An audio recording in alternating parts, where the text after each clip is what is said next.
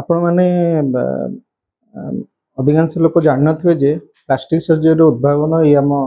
India रे हेची सुश्रुत बोली जड़े सर्जरी विशेषज्ञ थिले जे कि सर्जरी सहित अनेक प्लास्टिक सर्जरी ऑपरेशन भारत रे नुह समस्त पृथ्वी रे प्रथम थर पई करथिले। आगु जुलाई 15 को आम नेशनल प्लास्टिक सर्जरी डे भाव पालन करुले किंतु तार किछि वर्ष पर 34 देशर आमर प्लास्टिक सर्जरी सोसाइटी प्रेसिडेंट माने मिसिकी डिसाइड कले जे प्लास्टिक सर्जरी विषय लोक अवगत करवा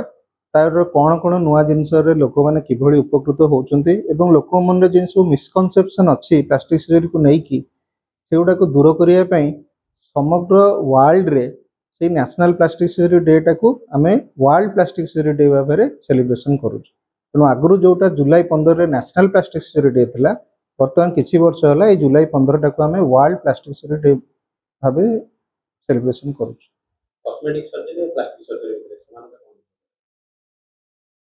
अनेक लोक मन में धारणा थाए जे प्लास्टिक सर्जरी और कॉस्मेटिक सर्जरी दुईटा एक सामान जिनस किंतु सेटा सामान जिनस नुह कहीं अनेक लोग भावती जे जमीक खाली ब्रेस्ट सर्जरी हो बा राइनोप्लास्टी सर्जरी हो बा मुहर गोटे फेसटा चेंज करदे कि दाग लिभिजा यहीटा को आम प्लास्टिक सर्जरी भावु किंतु आपण मैंने जानी आश्चर्य हे जे प्लास्टिक सर्जरी डिपार्टमेंट रे 13टी सब स्पेशलिटी अच्छी जमती कि माइक्रोवास्कुलर सर्जरी जो थे कि आम रक्तनाली कटिगले जोड़ी था ब्राकियल प्लेक्सस सर्जरी जमती कि किसी आमर नर्व अच्छी स्नायु अच्छी जोड़ाक एक्सीडेंट डैमेज होगले रिपेयर कर peripheral nerve surgery cleft surgery maxillofacial trauma surgery pressure sore surgery burn surgery aesthetic surgery यही सबू जाक डिपार्टमेंट आमर प्लास्टिक सर्जरी भितर जाऊँगी किंतु लोक मन सदा बेले गोटे भ्रांत धारणा थाए जे प्लास्टिक सर्जरी कहले खाली आम कॉस्मेटिक सर्जरी को बुझाऊ। प्लास्टिक सर्जरी केगो ऑपरेशन मुझे आगुरी कहली जमती कि आपंकर धर कौन एक्सीडेंट है पर जदि आम हाड़ भांगी जाऊँगी समस्त जानते आम हाड़ डाक्तर पाखक आर्थोपेडिक्स डाक्तर पाखक जावा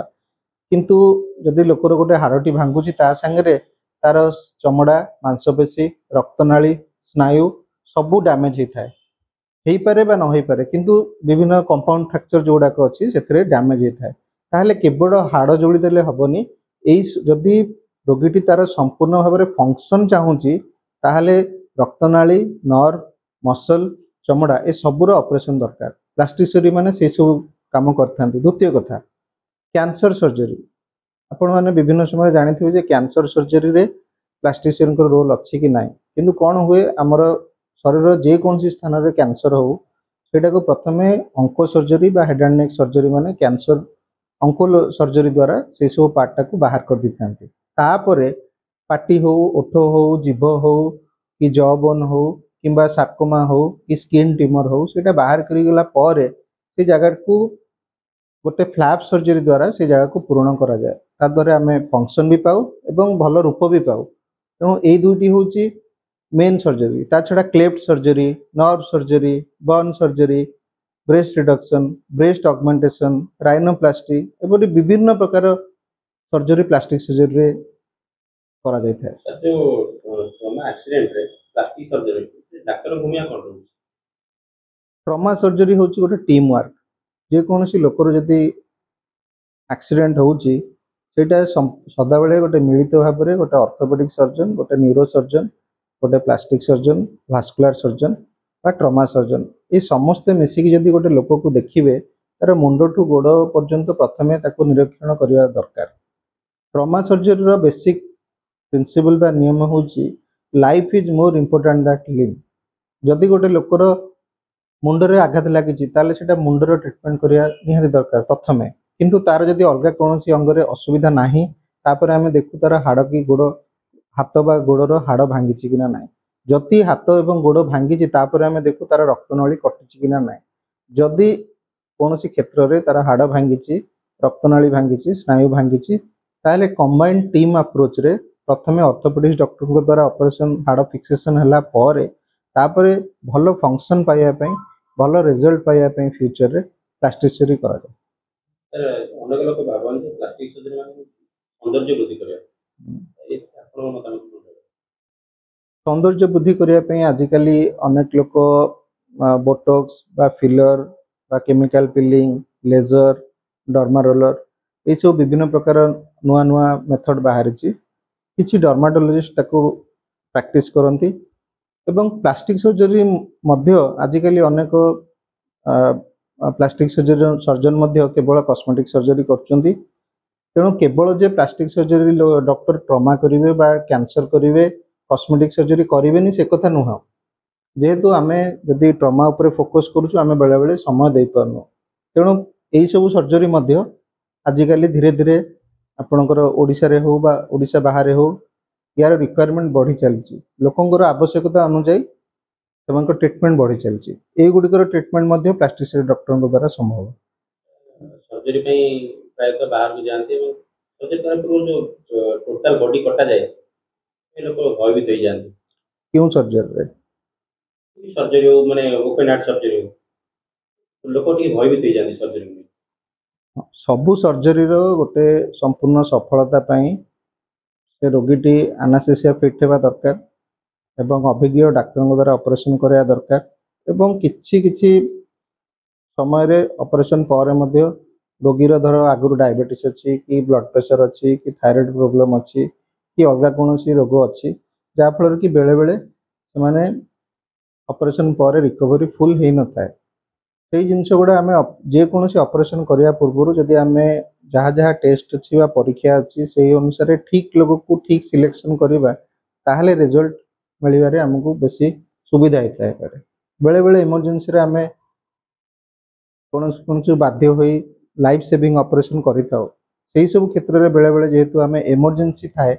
आम संपूर्ण परीक्षा करन से सब क्षेत्र में बेले बेले रोगी असुविधा हो पारे किंतु जदि इलेक्टिव सर्जरी रे जो जो सर्जरी कहले पर्टिकुलरली कॉस्मेटिक सर्जरी हो कैंसर सर्जरी हो क्लेफ्ट सर्जरी हो कि सर्जरी हो कि लॉन्ग ड्यूरेशन सर्जरी हो जदि आम से गुड़िक ऑपरेशन करने पूर्व तार संपूर्ण heart checkup blood checkup lungs checkup अलग जहाँ जहाँ रिक्वायरमेंट अच्छी चेकअप करवा ऑपरेशन सफलता बढ़े सर्जरी कथा बहुत लोग जानते किसी को भी जानते सर्जरी कथा कोई लोग घरटा भल क्वेश्चन पचारे एक्चुअली आगु आमर स्टेट रे आम देश जमीक क्लेफ्ट सर्जरी हो लोक मैंने डरुले एवं भी आम गोटे गोटे ग्रहण क्रिया पेसेंट देखी जो मैंने 50 वर्ष 60 वर्ष है अच्छी ऑपरेशन होना एवं आम से सब ऑपरेशन 3 मास 6 मास भी कर तार मेजर कारण है एवं आनास्थेसिया डिपार्टमेंट बहुत डेभलप कलानी आम पाखे भल भल जंत्रपाति मिलला जमी कहली परीक्षा निरीक्षा डिटेलिंग आम हो पार तेणु जब से सब जिन केयर नि जाऊँगी आम प्लास्टिक सर्जरी 3 मास 4 मास भी क्लेफ्ट सर्जरी कर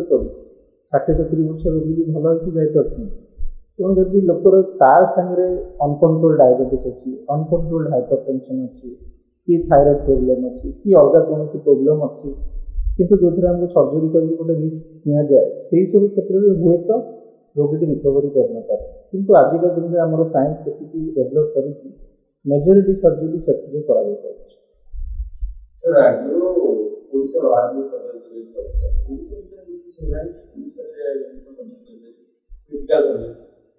हाँ क्रिटिकल सर्जरी आम तो कहली आम 3 मास छुआर ऑपरेशन करुचु कैंसर है लोकंर जॉ बोन बाहर करके मैंडिबल जो माइक्रोवास्कुलर सर्जरी लगे 4 घंटा 5 घंटा 6 घंटा लगे से सब सर्जरी करुचु ब्रेस्ट रिडक्शन हो कि ब्रेस्ट ऑगमेंटेशन हो कि हेयर ट्रांसप्लांट हो कि लाइपोसक्शन हो जेकोसी लॉन्ग ड्यूरेशन सर्जरी हो आजिकल सब जिन ओडिशा संभव हो पारे।